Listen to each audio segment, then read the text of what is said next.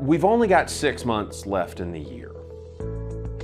Let's just go ahead and convince ourselves that our year is essentially over, and the business that we're gonna do, the business that's in our pipeline, is the business we're gonna do. Now, whether that's a hooray kind of moment, you're sitting around wondering, oh my gosh, the actions that I take right now aren't really gonna show up for 90 to 120 days in terms of whether or not I have a pending or a closed transaction.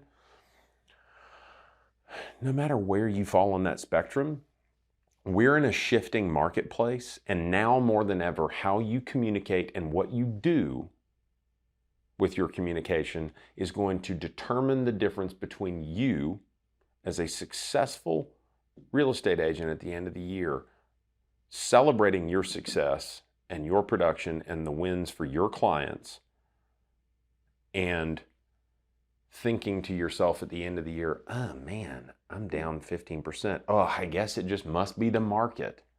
Well, guess what? I'm here to tell you that the good ones are going to get what they're going to get.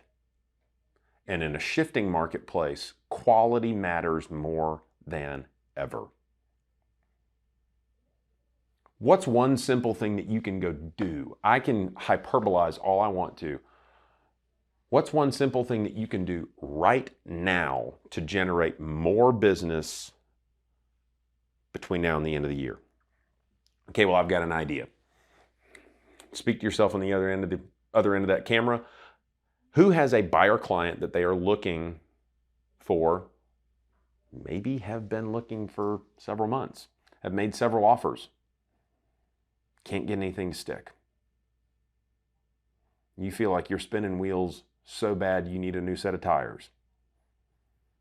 If that's not you, still listen. But if that's you, and I can guarantee it's probably half of you, more than ever I hear that even listing heavy agents that like to have their business 70-30 on the listing side are now 50-50, 60-40 flipped the other direction, working with more buyers than they have ever had and less sellers than they've ever had. Well, what are we trying to do? We're trying to source business to find opportunities for our buyers and for our buyer clients.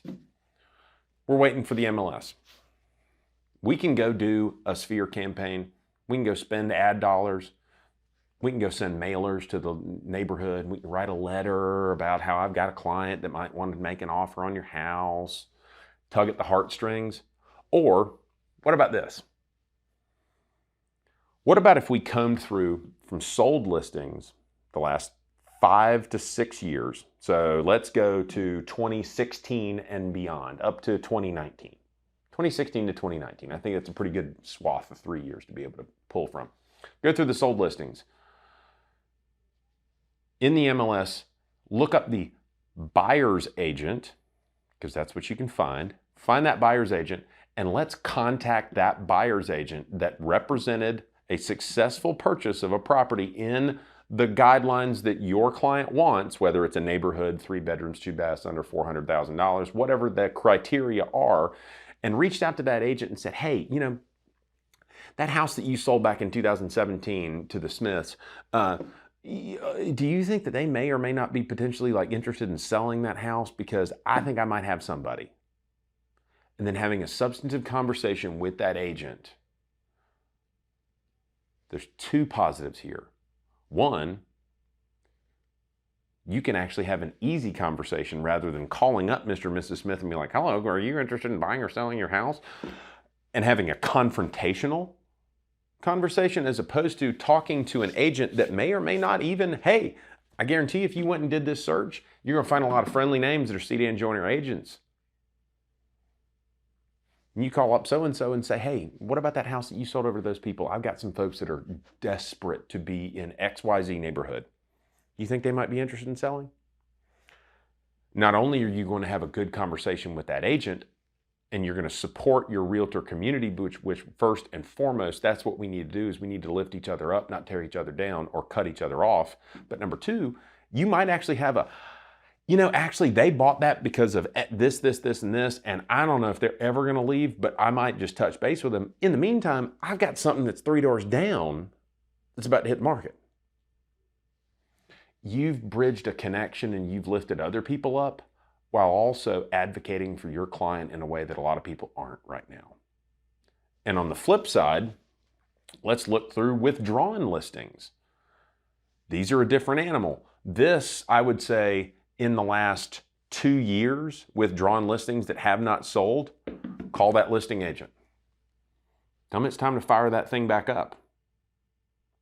Do you think we might be able to make a transaction happen? I see that something didn't work out, a withdrawn or an expired. Do you think that there's something that we might be able to do? Because I've got clients that want to be in X neighborhood or in under X price point. And let's figure something out and how we can make this market work better together. Because at the end of the day, building bridges is better than burning them. So now I'll say to you, if you think either your business is sort of flopping along, you feel like you're spinning your wheels, or you feel like it could be better, but it's not because everybody else is talking about how their hair is on fire, or you're humming along, but you still also know that there's way, way, way more room for improvement to build your pipeline going forward because we're in a shifting market, let's go work together and formulate a plan to go and reach out and use the tools that are already here for us to help us work better together and smarter and not harder. And I guarantee you, if you start with this right there, the lowest hanging fruit of all, the current clients that you actually have that are frustrated, worn out, on the edge of, I really don't know. I think we're probably just going to step back, wait till interest rates fall, wait till this whole thing kind of cools down. Maybe prices are going to come down. We work for and represent the most collaborative real estate company in the world. Not sure if you guys knew that or not, but we are. We're in a relationship business. Why are we not in a relationship business with the agents that we also work with in our community? Go do it and make the rest of your year the best of your year.